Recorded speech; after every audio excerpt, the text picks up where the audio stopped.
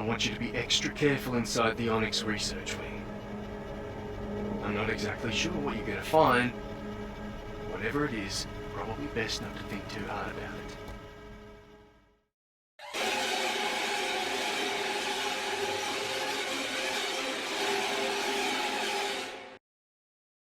I hope you can forgive the somewhat dramatic intro, but the topic of this video absolutely justifies it.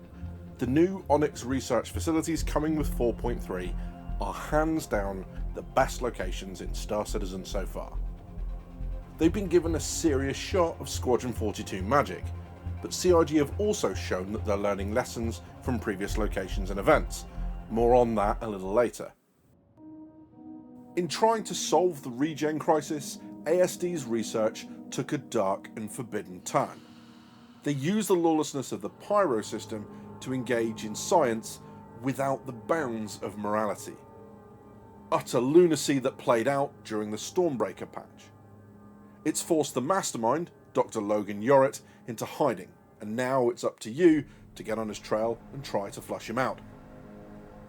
Turns out ASD had shady Onyx Research Facilities on every moon in the Stanton system. And that's where Arkham Malor comes in. He's a rep for the Hockrow Agency. He'll give you the contract, and he thinks the clues to Yorrit's whereabouts are somewhere inside. It's Arkin again.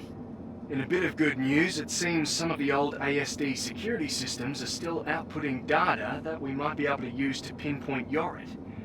I'm guessing there are still active protocols you'll need to bypass to get access to the data. Grab what you can, and I'll put the intel to good use.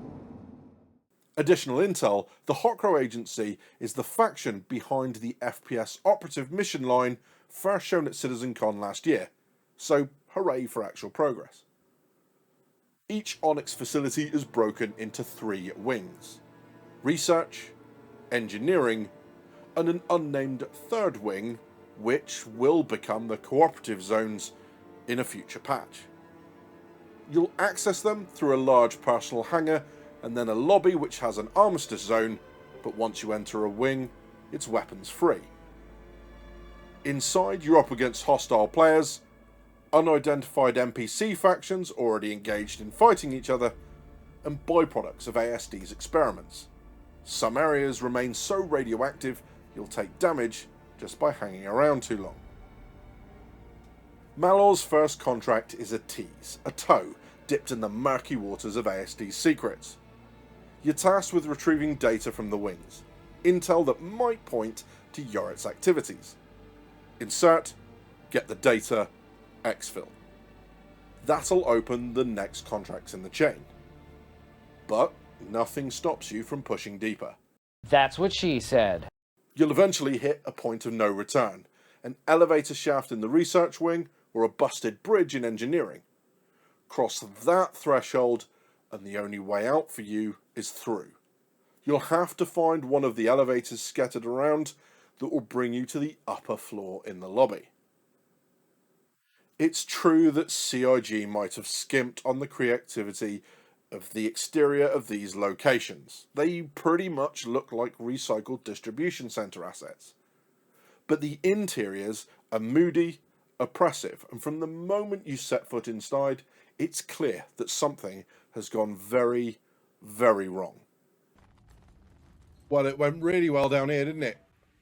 See? You know when you scientists went, what's the worst that can happen? This is precisely the worst that can happen.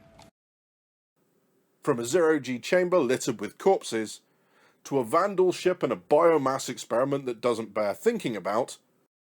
I mean, this is also against the Geneva Convention, basic human decency, common sense.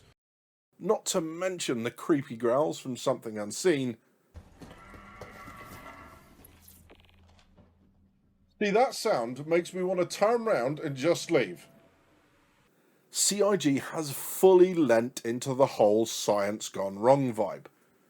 And it works. It really works. It's basically Frankenstein in space. And yep, this idiot had to go in and do it alone. The missions themselves are also asking you to do some pretty cool things. I spotted players using RMC to repair damaged coolant pipes in engineering. Forgot yours? No problem. There are fabrication stations scattered throughout the facility. Seems CIG are learning. Loot-wise, you can find the Volt Zenith, a sniper rifle with a ridiculous rate of fire and a charge-up mechanic that boosts power at the cost of extra ammo per shot. It does this automatically, and very loudly, so just drawing the thing can give away your position. Go on, stick your head out again, I dare you. Go on, do it. Do it. Thanks. There's also a new stealth armor set, and likely more goodies yet to be found. As for the lessons CIG have learned, there are plenty. Movement around the wings gives multiple options, and the whole Volt mantling mechanic seems to be much more completely incorporated. There's a real sense of freedom you just don't get in some of the PU's other places. Significant steps have been made in trying to stop the locations becoming PvP fests. They don't have quantum markers unless you pick up one of the contracts, which might not seem a huge improvement in and of itself, but when you team that with the fact that there's at least one on every moon in Stanton, gankers are going to spend a lot of time waiting in a facility for people who may never show up. The missions too are finally showing real signs of life. While I admit this new method of power generation was flawed, it's impressive that this anomaly is still sustaining after all these years. Seems like the bastard might be hiding somewhere in Onyx. Interactive environments, pipes to repair, levers, even that hiding behind obstacles stops you being hit by the radioactive pulse. One other really obvious improvement reflects something they said in Star Citizen Live a couple weeks ago. Everything's going to be addressed. The weight of everything, the weight of objects is going to be addressed. Yeah, I think that's an extreme example, but when Simon first came in, he gave a demonstration of the kind of things he would want to do to the sounds of Star Citizen, and it was absolutely amazing. But the one word that I think I would take away from it was weight. Now that they've said that, listen to this.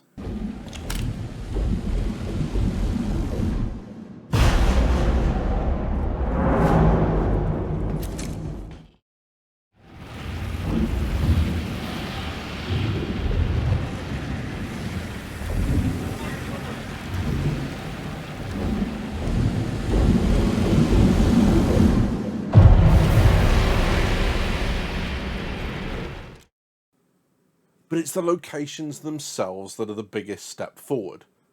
Claustrophobic, creepy, and with the location telling its own story independent of text or audio. I've got to tell you, I've enjoyed Onyx solo just as much as I did with Siege of Origin with a group of friends. If this is what we can expect from the cooperative zones that were delayed from 4.3, there is a lot to look forward to in the next couple of patches. After I put this video together, I went again on my Sunday stream. I stream every Sunday from 9 PM UK time, and had a blast with the community offering help. Yeah. No one warned me about my mag. Reload. Yeah, thanks. I got that the second time round. And sometimes not so much help. No, I'm not going to stop shooting them with the balls. You're not the boss of me. I've stitched some highlights together. So enjoy. Nobody wants to play with combien. A few moments later. Oh, hello, you brought friend. No good. I don't play. I don't want to play fetch. I don't. Not, especially not when I'm the ball. Yeah, so they've had a whale of a time in here. Right, with a dramatic death already. Jesus. Fucking main character syndrome. Bad hellhounds. Bad hellhounds. Bad. I am so glad you guys cannot see me reacting to this, because I would be... Oh my god, there's more of them down there. I guess like that. Woo! I mean, someone died. No. just no. I not only no, but fuck no. Just, if you wouldn't all mind, just... Excuse me while I rip the horns off your dead friends. I'm not gonna lie, at this point, Peter must be creaming their pants.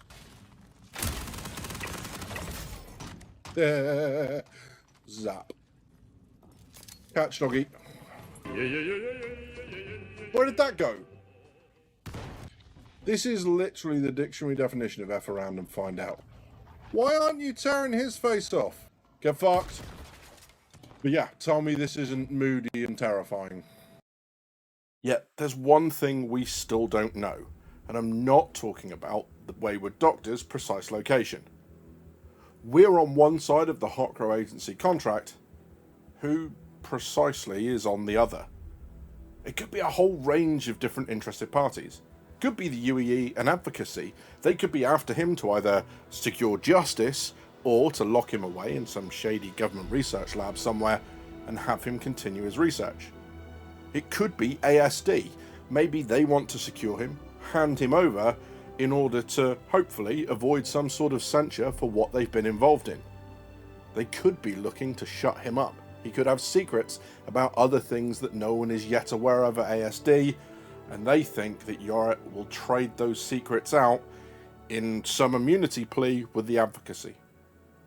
There are a lot of ways CIG could go with this story, but for now, excuse me, I'm going to head back to Onyx and explore some more.